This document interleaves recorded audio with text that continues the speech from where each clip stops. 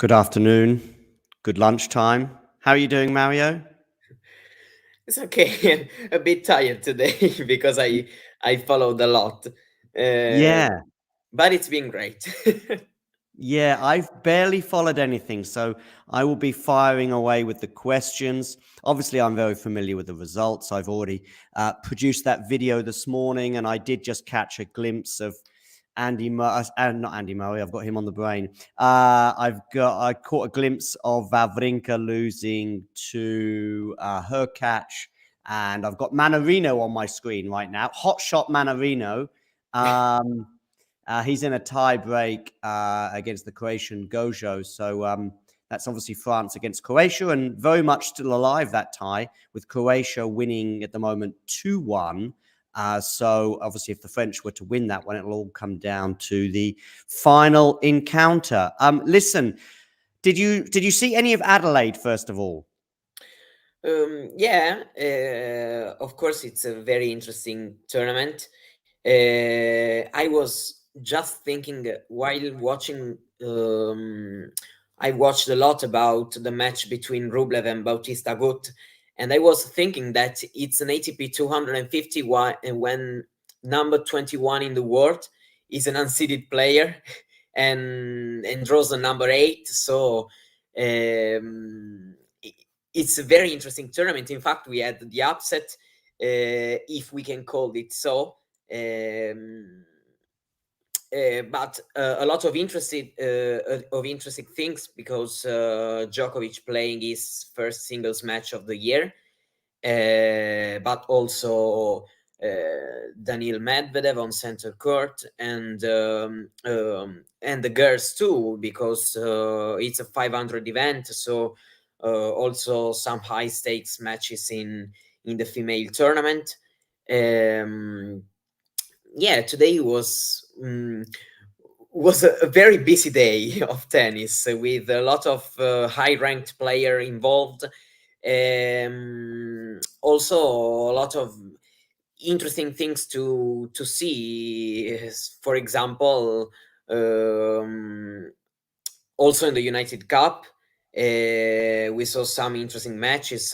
I'm thinking about Berrettini, who played probably one his best match. Thinking of a while, some months probably since the grass season, but considering how well Rude is playing in these months, probably is. Mm, yeah, even because he looked great throughout that match.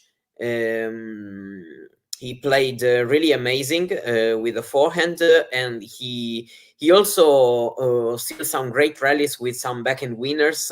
Yeah, it's been a great match. All credit to him. Um, but yeah, don't know how to start because a lot of things happening right now.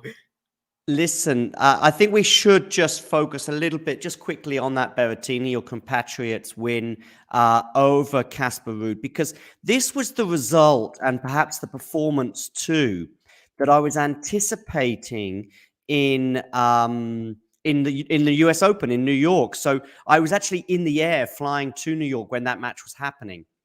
And I was pretty sure that Berrettini was improving. Obviously, he'd been out injured. He'd had COVID as well at various points during last season. But I thought I was in the air thinking Berrettini's going to beat Casper Ruud, because if Berrettini plays well, I think he's got too much for Casper. But I could not have been more wrong. I landed and I was shocked. Not just that Casper Ruud won, but that he won in straight sets. And today's result is what I would expect on a normal day. Okay, maybe that's Berrettini's best performance in 6 months, but listen, it bodes well for Australia, right? For Berrettini, I think. For the Australian Open, I mean. I think yes. Australian Open is a very important tournament for Berrettini because right now he's the 16th in the ranking, and he's got this the semi-final to defend the Australian Open. So he needs to do well in Melbourne in order to keep a high ranking and to have some, I would say, a bit kind draws for the next 2 or 3 months. So it's very important for him, and not only because it's a Grand Slam, so it's important obviously for everyone, but probably the Australian Open is the most important result of his 2022 season, especially in terms of the quantity of the number of ranking points. So he truly needed to find some confidence before the start of the event. He played Monteiro in this first match. Too many ups and downs, in my opinion. But it was okay, yes, as a first match of the season. And today we got the answer we were waiting from him. Obviously, not so much for the tie, because this was probably on paper the only one match that Norway could have won, at least on paper.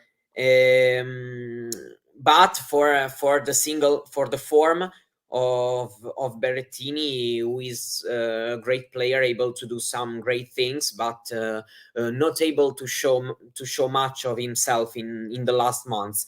So I think it's a good news. Not concerning about Casper Ruud, in my opinion, but very, very important show from Berrettini, because he played really a great match and he needed this kind of confidence before the Australian Open.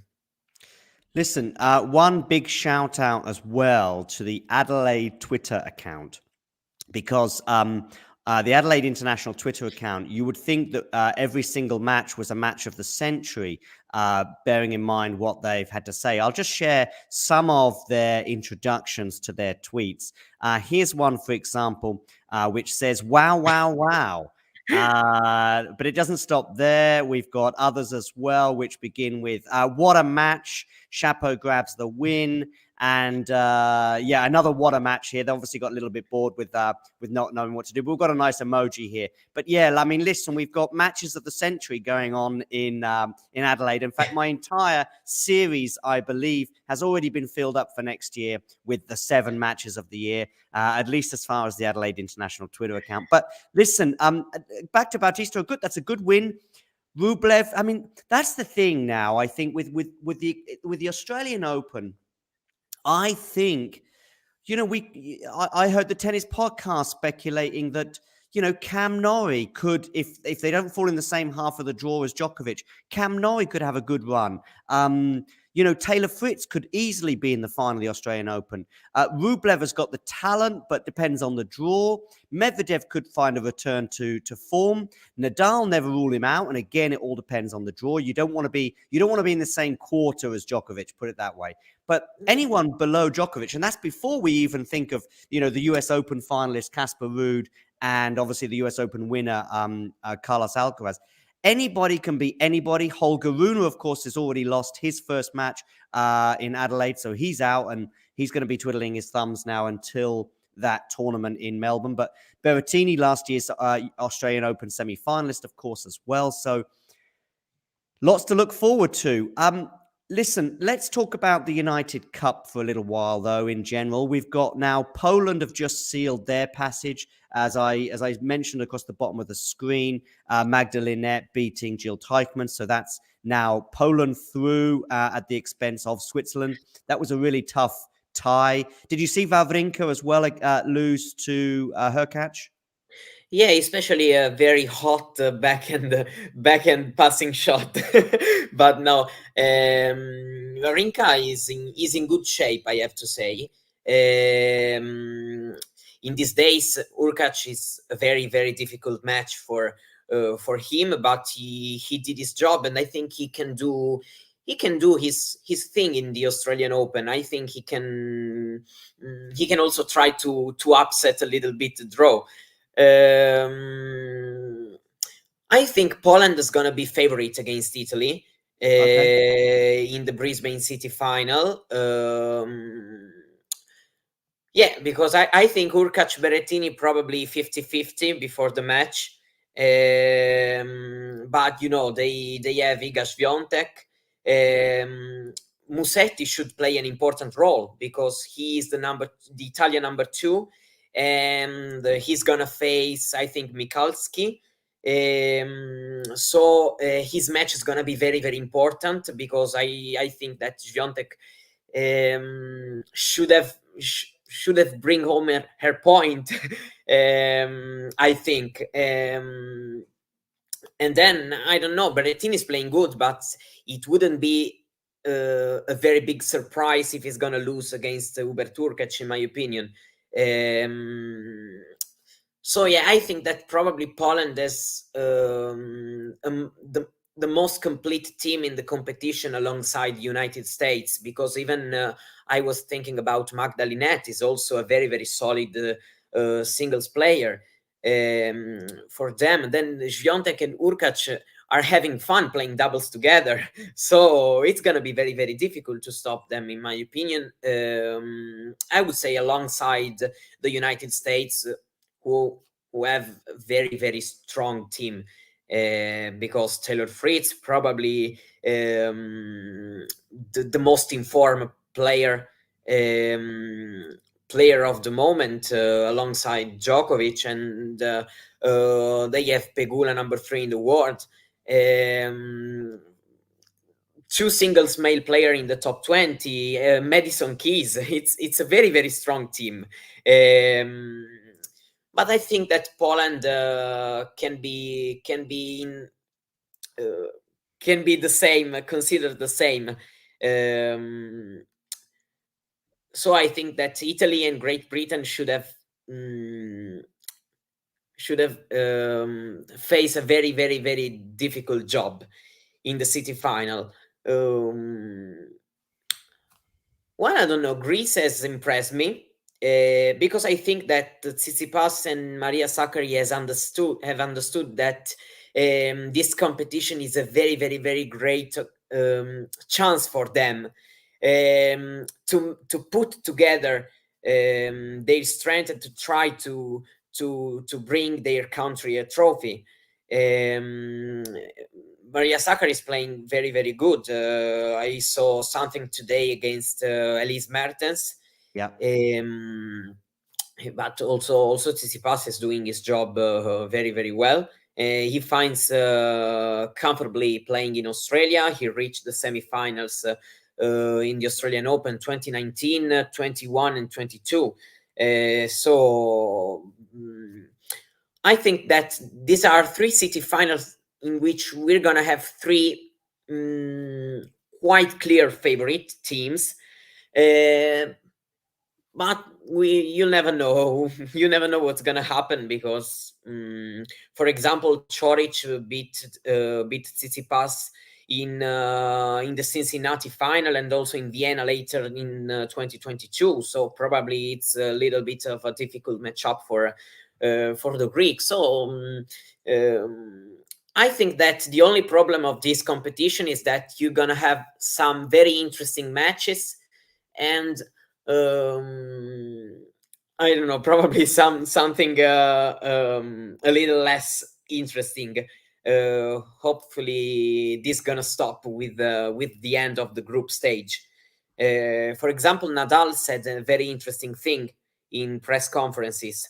When you have a group of three teams, after the first tie, the team who's lost the first match is gonna play the next one, because for example, Great Britain qualified their team after the first 2 days, and then we had the Spain against Australia, which is a useless tie. So we saw today Paula Badosa not playing. Even the mixed doubles, there was little interest in that match. So that's a little bit of a problem of this competition in this first edition.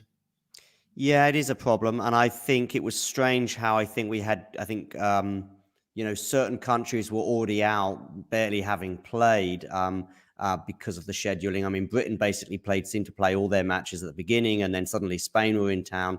But anyway, just having a quick look at the lineups, of course, what we've got with Poland and Greece, for example, and I know they're not playing each other in the city final. I think Poland will be playing Italy, right? Italy. Poland is Italy, right? So it's Greece against Croatia or France and GB. Croatia, by the way, looking like they might just get back into this tie. They've won the first set thanks to Gojo beating Manarino in a tiebreak. So that could well come down to the doubles. Who knows what time in the morning they will be finishing.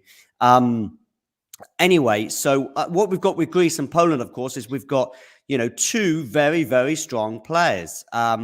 Now, with Italy, of course, you'll have Berrettini. Oh, by the way, I know it's a couple of days ago, but I did watch Trevisan's match.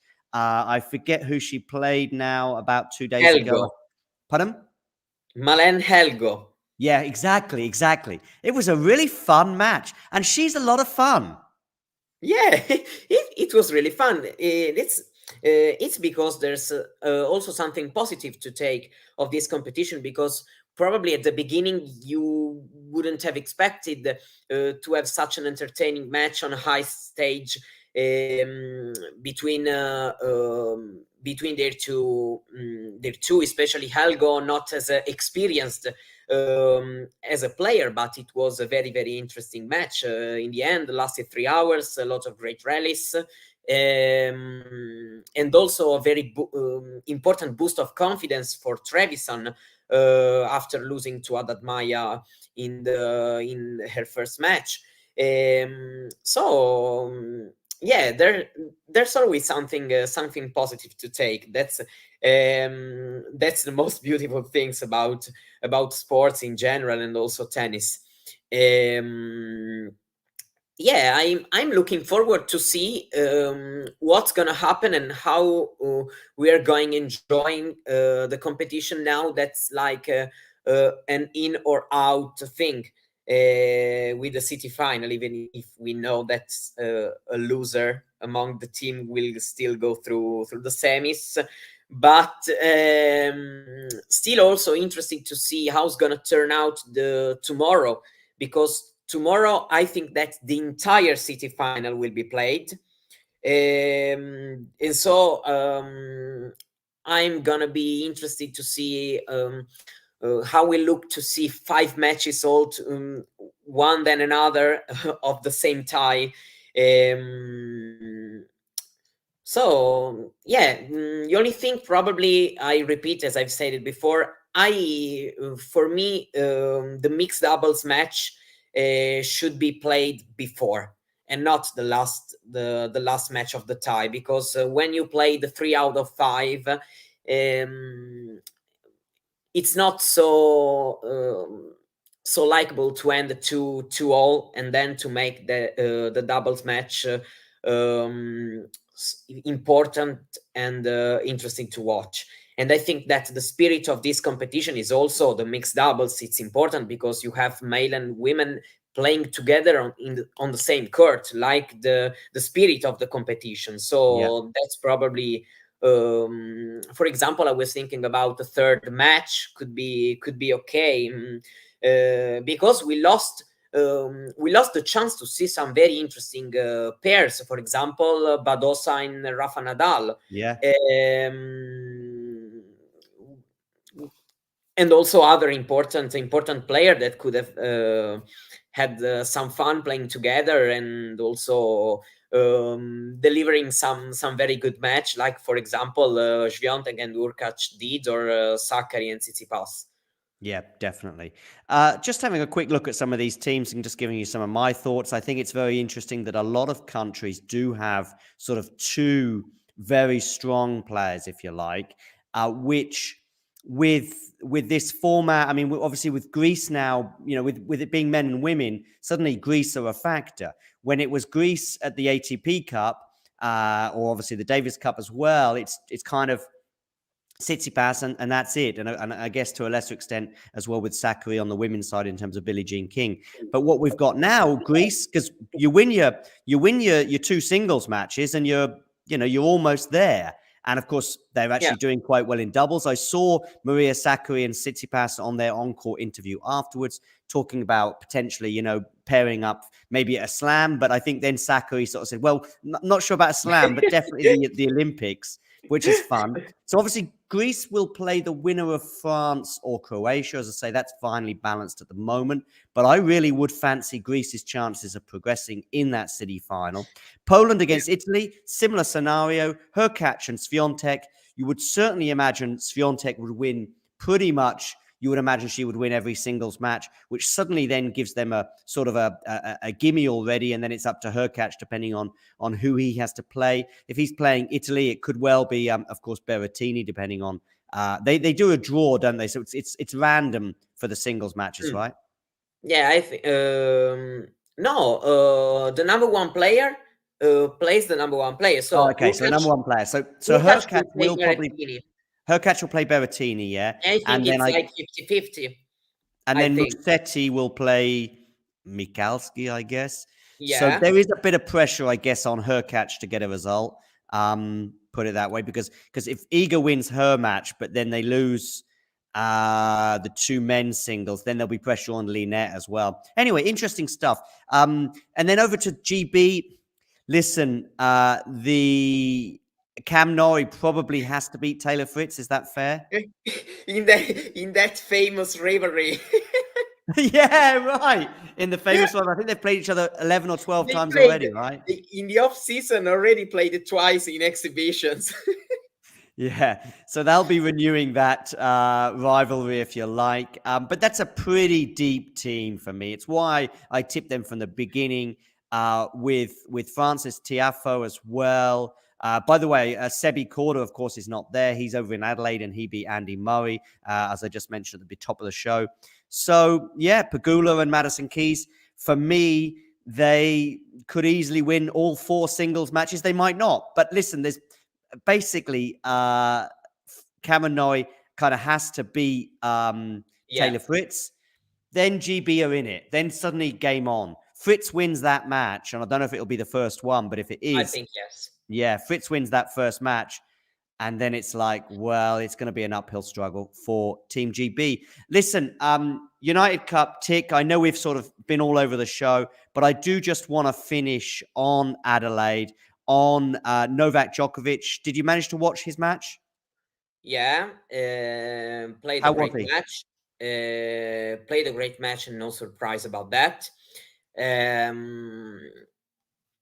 it was a bit predictable. So we're gonna see Novak in other matches, of course. But he looked great. He looked happy, relaxed, cheered by the fans, since there was a little bit of a question. But at least in Adelaide, nothing to worry about. So yeah, nothing to say. Just he played great, and he looks the clear favorite for this tournament and also for the Australian Open. And I'm not the first one to say that. Of course, Bautista Agut, who won in January almost the half of his top 10 wins in his career, and he's done it again. Beating Rublev, he was trailed set in the break 6-4, 3-1 for Rublev, and then suddenly things changed. Rublev's falls again and again on the same issues. But Bautista Agut is a very, very solid player, not a player who beat himself alone, and so you're gonna finish the job, and Rublev did not. Korda, you mentioned Korda in the description, and also, yeah, a player one to watch in this season. I expect a little bit of a jump for him, because now we are used to see him there. but probably he has the quality, and we expect a little more for him. So I'm interested to see how it's going to turn his this beginning of the season for him. And of course, Daniil Medvedev, who saved 9 set points in the first set against Sonego to win in the tiebreak. To be honest, Sonego played really great. So in that first set, so I'm gonna say that Medvedev not 100% of his level, but not a bad performance. Didn't Sonego end up pulling out injured in Yeah, that match? cramps. Oh, cramps. Cramps. Okay. In fact, he played the doubles some hours later with Sinner, and they won. Okay. So yeah, it was a bit strange. He had an arm problem, but in the end, he not retired because of that issue. Retired due to cramps, as he said to Medvedev during the handshake. So yeah, it was a little bit of a strange ending. But still very very useful match for Medvedev, because he had to face all those issues, so saving set points, serving very well in these important moments, and then winning a close tiebreak. So it was for me an important thing for him to win that set, even considering what happened, for example, in Turin, losing all these tight matches. I know that Sonego is not the level of the ATP finals, but still to get used to fight and to capture tight moment during a set and during a match. So and now an interesting test for him, because he's going to play Kecmanovic, who's a player tough to beat in these kind of conditions. So he had some issues today against Sonego, and I'm interested to see if his level is gonna step up to do a good match against a tough player like Kecmanovic. Overall, a very interesting tournament, as I said many times. And there's Yannick Sinner, who's the only unseeded player left in the bottom side of the draw, because Rublev, Auger-Aliassime, and Rune are all out, and Sinner suddenly is the favorite, I would say, to make it to the final. But we're gonna say, because playing Kokkinakis in Adelaide is not an easy task. And Sinner has to do that in the second round. Kokkinakis won in Adelaide last year. So yeah, it's a bit of unpredictable. We know there are some favorites, and I'm not gonna repeat always the same thing, but overall, a very very interesting tournament to watch, as well as the female event. Definitely, yes, as well. Just talking about the women as well, just to have a quick update on that. I see Ostapenko getting a good win. I'll just put up some of the results as well from Adelaide, but also New Zealand as well. I saw Coco Gauff beating Tatiana Maria in straight sets. So that's a good result. And Emma Raducanu, yeah, 3 sets win for her over Linda Fruhvirtova. I hope I'm saying her name right, probably not. But it's good to see Raducanu as well getting a win. I believe that's a 250 in New Zealand. Yeah. I remember Serena playing there a couple of years ago. Venus, I think, she's is the playing defending there. champion. Who, Serena is? Yeah. Oh, okay. So she won it. That's right. I think in 2020, was it, or 2021? Not 2020. Sure. Her last title. Her last title. There we go. So she's the defending champion. She's not there to defend her title, but Emma Raducanu, who beat Serena, of course, last year, winning her match. So she's through to the next round. But yeah, as I'm going across tournaments here, but I think Ostapenko crushing Pliskova 6-1, 6-3 in straight sets there as well. So a good win for her. She's the number 7 seed in Adelaide. Hopefully everyone's keeping up. Any final comments on anything we've discussed today? Yeah, Yeah, just some words about Raducanu, because she had a rough start in the match. She was down 6-4 to love. Oh, wow. Okay. And then she had a very, very good reaction. I know that Linda Fruvirtova is not so much experienced. Raducanu has has a lot more experience. She still won a slam, so she's more used to face some moments, but it's not so. It's not so predictable at that moment, given the rough form Raducanu was facing in 2022. So I'm interested to see if she's gonna go far in this event and find some form before the Australian Open is gonna be important for her. Wonderful. That brings to an end another sort of daily update from Talking Tennis. These will be coming thick and fast. And of course, during the Australian Open, these will be daily in what we generally call the 20 minutes, but it could last anything between 50 and 30 minutes. But that's for the Australian Open, which gets underway on the 17th of January. Make sure you get in the comments section below this video and let us know what you think on Raducanu coming back from a set and a breakdown. Djokovic purring, of course, Medvedev going through as well. Also, the United Cup, whether it's the format or your country, the ups and downs of that tournament. Let us know in the comment section below. Make sure you hit that like button, and I will see you all very soon. Thanks for stopping by, Mario. Thank you. If you enjoyed this video, make sure you hit that like button. Don't forget to subscribe and click that notification bell so you don't miss out on all things tennis.